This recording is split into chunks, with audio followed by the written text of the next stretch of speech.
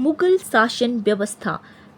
मंत्रिपरिषद को विजारत कहा जाता था। इम्पॉर्टेंट है, मंत्रिपरिषद को मुगल काल में क्या कहा जाता था? तो सही उत्तर होगा विजारत।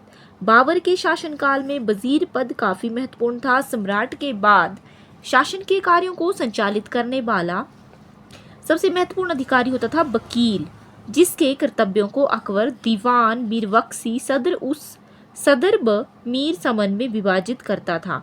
औरंगजेब के समय में असद खान ने सर्वाधिक 31 वर्षों तक दीवान के पद पर कार्य किया था। मीरबख्शी द्वारा सरखत नाम के पत्र पर हस्ताक्षर के बाद ही सेना को हर महीने वेतन मिलता था। जब कभी सदर न्याय विभाग के प्रमुख का कार्य करता था तो उसे काजी कहा जाता था। न्यायाधिकारी को काजी कहा जाता था।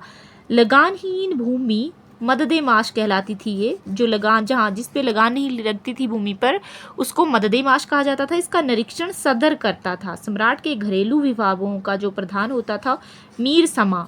सम्राट के घरेलू विभागों का प्रधान मीर समा होता था।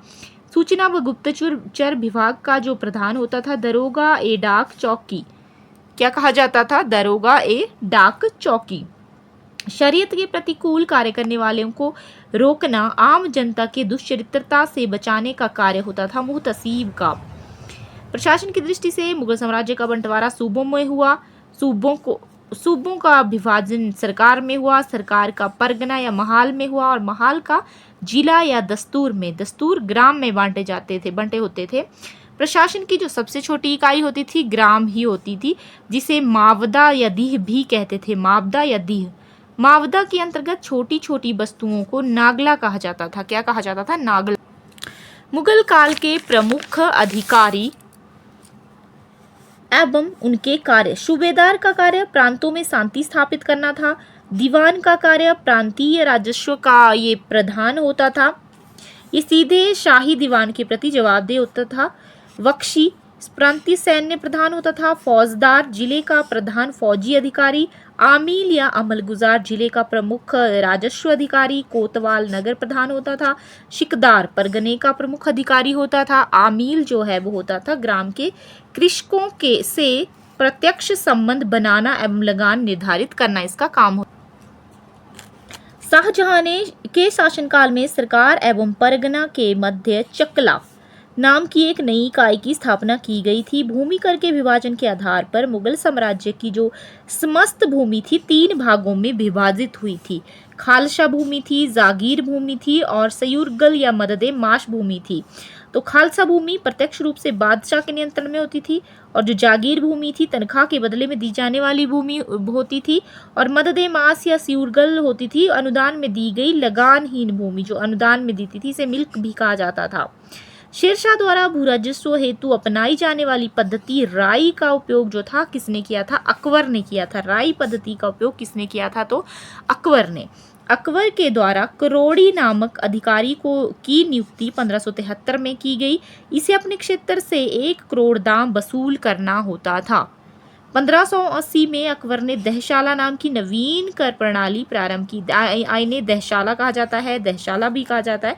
तो ये किसने शुरू की थी? अकबर ने की थी 1580 में। इस व्यवस्था को टोडरमल बंदोबस्त भी कहा जाता है। इस व्यवस्था के अंतर्गत भूमि को 4 भागों में विभाजित किया जाता है। 4 भाग हैं: पोल्स भूमि, परती भूमि, चच्चर भूमि और बंजर भूमि। जो पोल्स है वो नियमित रूप से इस पे खेती होती है, जैसे वर्ष में 2 बार 3 बार होती है, तो इस पे वर्ष में 2 बार खेती होती थी। परती भूमि 1 या 2 वर्ष के अंतराल में इसमें भूमि होती। चच्चर 3 से 4 वर्ष के अंतर में इसमें भूमि होती थी। और बंजर भूमि होती है जो खेती योग्य नहीं होती है, इस प्रकार की भूमि, और इस पे लगान वगैरह भी वसूल नहीं किया जाता, यानी कि कर। 1570-71 में टोडरमल ने खालसा भूमि पर भू राजस्व की नवीन प्रणाली जब्ती प्रणाली प्रारंभ की। टोडरमल ने शुरू की है 1570-71 में। इसमें कर निर्धारण की 2 श्रेणियां थी, तखसीस और दूसरी थी तहसील। औरंगजेब ने अपने शासनकाल में नसक प्रणाली को अपनाया और भू राजस्व की राशि को उपज का आधा कर दिया। उपज का आधा। मुगल काल में कृषक 3 वर्गों में विभाजित थे: खुद कास्त, पाही कास्त और मुजैरियन। तो जो खुदकास्ट थे ये किसान उसी गांव की भूमि पर खेती करते थे, जहां के ये निवासी थे, जहां ये रहते थे वहीं ये भूमि करते थे खुदकास्ट। खुदकास्ट ऐसे किसान थे जो उसी गांव में रहकर खेती करते थे जहाँ के वो निवासी होते थे। पाही कास्त, तो पाही कास्त ये दूसरे गांव जाकर कृषि कार्य करते थे। मुजारियन ये खुद कास्त कृषकों से भूमि किराए पर लेकर जो थे कार्य करते थे। और मुगल काल में नील उत्पादन के प्रसिद्ध केंद्र थे। आगरा में होता था, भरतपुर के बयाना में होता था, गुजरात के सरखेज थे। ये प्रसिद्ध केंद्र थे नील उत्पादन के। सबसे उत्तम प्रकार का नील बयाना क्षेत्र एवं सरखेज में पैदा होता था। शोरा उत्पादन का प्रमुख केंद्र था बिहार। कपड़ा उद्योग के अंतर्गत ददनी प्रथा का प्रचलन था। इसका तात्पर्य कारीगरों को अग्रिम भुगतान से था। उत्तम श्रेणी का ऊनी वस्त्र तथा शाल कश्मीर और लाहौर में तैयार की जाती थी। जो ऊनी वस्त्र थे या शॉलें थी वो आपके कश्मीर और लाहौर में तैयार की जाती थी। मुगल काल में रुपए की सर्वाधिक ढलाई औरंगजेब के समय में हुई थी। किसके समय में होती थी? औरंगजेब के समय में। आना सिक्के का प्रचलन शाहजहां ने करवाया था। आना जहांगीर ने अपने समय में सिक्कों पर अपनी आकृतियां बनवाई। जहांगीर ने साथ ही उस पर अपना एवं नूरजहां का नाम भी अंकित करवाया। मुगल कालीन लगान वसूल करने की व्यवस्थाएं एक थी गल्ला बख्शी, नसक और जब्ती। गल्ला बख्शी में फसल का कुछ भाग सरकार द्वारा ले लिया जाता था और जो नसक थी इसमें खड़ी फसल के आधार पर लगान का अनुमान लगाया जाता था और फसल कटने पर उसे ले लिया जाता था। यह व्यवस्था बंगाल में थी। नसक और जब्ती इसमें बोई गई फसल के आधार पर लगान का निश्चय किया जाता था, जो नकद लिया जाता था, नगद ही ले लिया जाता था। सबसे बड़ा सिक्का था संसब सोना, ये था ये सिक्का सबसे बड़ा। स्वर्ण का सबसे प्रचलित सिक्का था इलाही। सोने का जो सबसे प्रचलित सिक्का था वो था इलाही और सबसे बड़ा सोने का सिक्का था संशब। अब आता है मुगल कालीन सिक्के। मुहर थी, संशब, इलाही, रहस, आत्माह, विंसात और रुपया जलाली। ये आप इस टेबल से पढ़ सकते हैं। मोहर यह मुगल काल का सर्वाधिक प्रचलित सोने का सिक्का था। संसब अकबर द्वारा चलाया गया सबसे बड़ा सोने का सिक्का था। ये 101 तोले का था। इलाही सोने का गोल आकार का सिक्का। रहस गोल तथा चौकोर दोनों तरह के होते थे, सोने के ही होते थे। ये 5.5 तोले के होते थे। आत्मा था 25 तोले के सोने का सिक्का और विंसात 20 तोले का था। रुपया चांदी का सिक्के को रुपया कहा जाता था और जलाली भी चांदी का ही सिक्का होता था। दरव, चरण, चंदन, दह, कल व शुकी ये सारे ही चांदी के सिक्के थे। मुगल कालीन अर्थव्यवस्था का आधार चांदी का रुपया था। दस्तक व्यवस्था परमिट था। ये थी एक परमिट, एक प्रकार का परमिट था ये। दैनिक लेन देन के लिए तांबे के दाम का प्रयोग होता था। 1 रुपये में होते थे 40 दाम।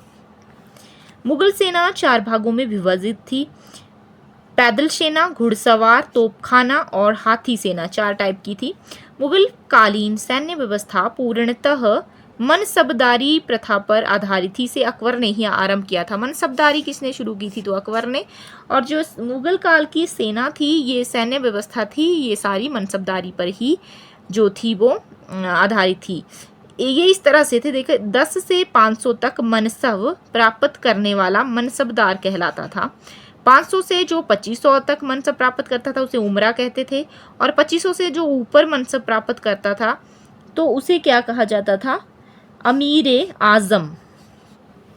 जात से व्यक्ति के वेतन एवं प्रतिष्ठा का ज्ञान होता था। सवार पद से घुड़सवार दस्तों की संख्या का ज्ञान होता था।